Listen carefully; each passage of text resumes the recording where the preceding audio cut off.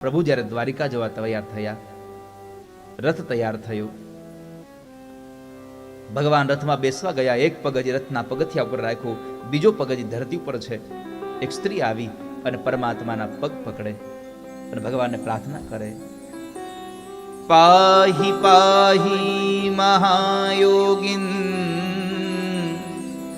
દેવ દેવ જગતપતે નાન્યમ ત્વદભયમ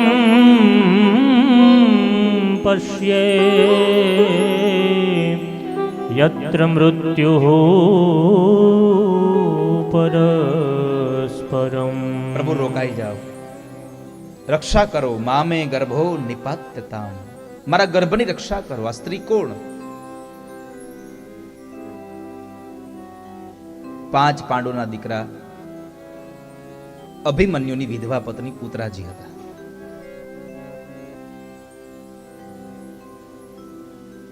મામે ગર્ભો નિપાત્યતામ, જેના ઉદરમાં પરીક્ષિત છે. પ્રભુ બચાવી લો, અશ્વત્થામા મારી નાખશે. અશ્વત્થામાએ ઉત્તરાના ગર્ભની અંદર રહેલા બાળકને મારવા માટે બ્રહ્માસ્ત્ર ચડાવ્યું. આને બચાવી લો તમે. ભગવાન ઉત્તરાના પાછા ખેંચતા શ્વાસની અંદર ગયા છે, ઉદરમાં ગયા. બંને જણાને એક સાથે. બાકી ગમે તેટલા તમે પુસ્તકો ગ્રંથોને વાંચી લો, એક સાથે ભગવાન અને ભગવાનનો ભક્ત જો કોઈના ઉદરમાં રહ્યો હોય તો એક ઉત્તરાજી છે. ભગવાને બ્રહ્માસ્ત્રથી ત્યાં રક્ષણ કરી પરીક્ષિતને બચાવી. પરમાત્મા પાછા નીકળી અને ચાલતા થયા તો બીજી એક સ્ત્રી આવી અને ભગવાનને પ્રાર્થના કરીને કહે છે, ભગવાન આપ રોકાઈ જાઓ. કૃષ્ણાય વાસુદેવાય દેવકી નંદનાય ચ નંદ ગોપકુમારાય ગોવિંદાય નમો નમઃ. ભગવાન રોકાઈ જાઓ. ફૈબા હતા કુંતાજી. ભગવાને કીધું, ફઈ તમે મને પગે લાગો છો? મારે તમને પગે લાગવું જોઈએ, એના બદલે તમે મને પગે લાગો છો. આ યોગ્ય ન લાગે. ફૈબાએ કહ્યું, પ્રભુ હું મારા ભાઈના દીકરા, મારા ભત્રીજાને નહીં,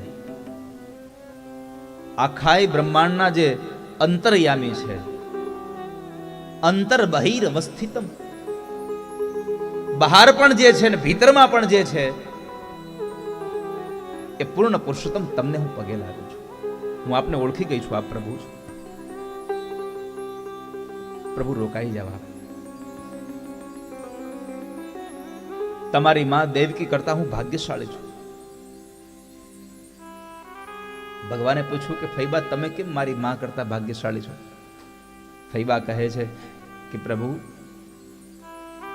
કંસે જ્યારે તમારી માના ઉદરમાંથી જન્મેલા 6 બાળકોને મારી નાખ્યા, એને તમે ન બચાવ્યા. મારા 5 પાંડવોના જીવ તમે બચાવ્યા છે. મારા પાંડવોને તમે જીવાડ્યા છે. ભગવાન કહે છે, ફૈબા મેં ક્યાં જીવાડ્યા? માં કુંતા કહે છે, પ્રભુ ભૂલી ગયા તમે? તમને યાદ નહીં હોય. મારા દીકરા ભીમને જ્યારે નાનો હતો ત્યારે દુર્યોધન આદિ બધા ભેગા મળી અને લાડવામાં ઝેર ખવડાવી અને બાંધી અને પાણીમાં નાખી દો, ત્યારે નાગલોકમાંથી પાછું કોણ લઈ આવ્યું? તમે જ લાવ્યા.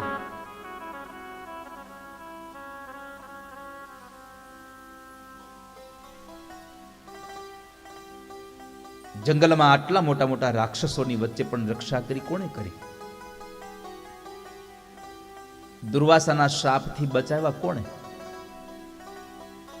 10,000 શિષ્યોને લઈ અને જ્યારે જમવા આવ્યા અને દ્રૌપદી જ્યારે જમી લે છે, અક્ષય પાત્રમાં છેલ્લું જે હતું એ જમી પાત્રને સાફ કરીને મૂકી દીધું. પછી જમવા માટે જ્યારે આવ્યા છે, જો ન જમાડે તો દુર્વાસા શ્રાપ આપી દે.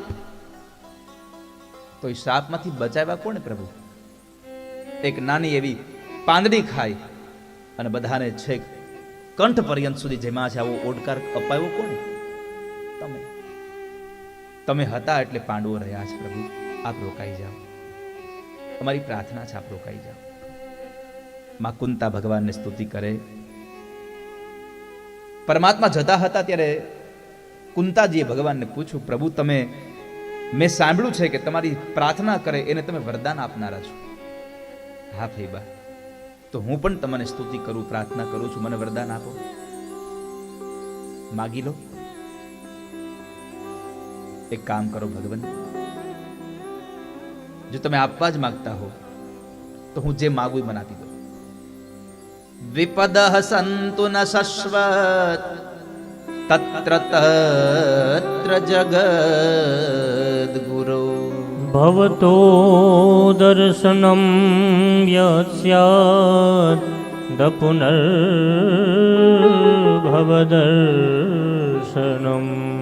ભગવાન, તમારે આપવું હોય તો અમને દુઃખ આપો. વિપદઃ સંતુ ન શશ્વત. આ સુધીમાં કોઈ એવો ભગવાનનો ભક્ત હશે જે ભગવાન પાસે જઈને કીધું અમને દુઃખ આપો? અહીંયા સુખ ન માંગ્યું, દુઃખ માંગ્યું. વિપદઃ સંતુ ન શશ્વત.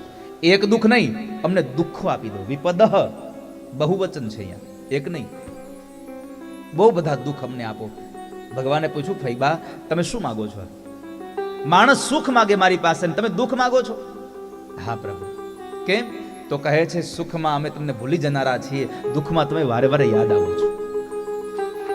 वो सुख पर पत्थर पड़ो राम हृदय से जाए. बलिहारी वो दुख की पल पल नाम जपा. એવા સુખ નથી જોઈતા પ્રભુ, તમે જતા હો, અમને દુઃખ આપી દો. માં કુંતાએ ભગવાન પાસે દુઃખ માંગ્યા છે. અને આ સંસારમાં બહુ સીધી વાત છે, સુખ હોય ત્યારે ભગવાન અને આપણી બંનેની વચ્ચેનો અંતર વધી જાય છે. વો સુખ પર પથ્થર પડો રામ હૃદય સે જાય. ફૈબા બોલ્યા છે, પ્રભુ આ હસ્તિનાપુરનું રાજ્ય જો અમને મળતું હોય અને તમે જતા રહેતા હોવ તો રાજ્ય નથી જોઈતું અમારે, આપ રોકાઈ જાઓ.